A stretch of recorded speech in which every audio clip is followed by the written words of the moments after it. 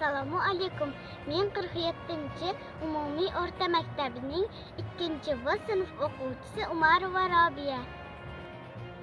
To'xtang, yoqmang janob urush olovin, dunyoga to'ymagan hali ko'zlarim.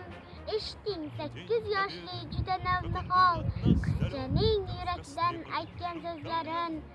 Ko'rmadim urushni, lek mening bobom ko'rdi xalq boshiga kelgan ofatni.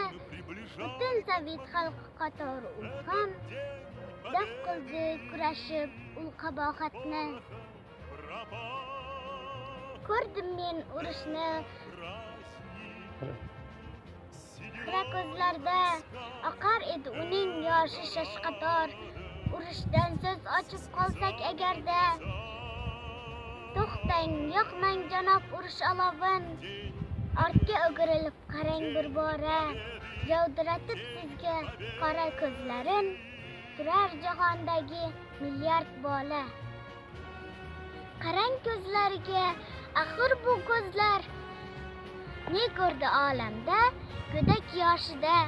Nega hayiqmaysiz, nahot qo'rqmaysiz ma'sum go'daklarning alam yoshidan? To'xtang, quloq tuting jahonga bir zum, dunyo titramoqda faqat tinchlik deb.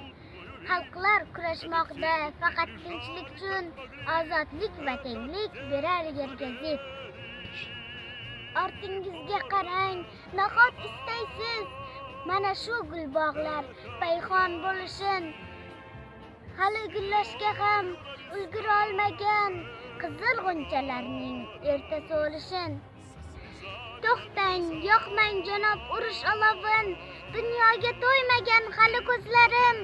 Saqlanib turibdi hali yurakda do'stga aytilmagan pinhon so'zlarim.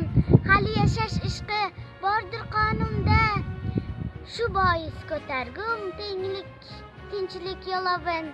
Istayman do'stlarim bo'lsa yonimda. To'xtang, yoqmang urush olovin, janob urush olovin, dunyoga to'ymagan hali ko'zlarim.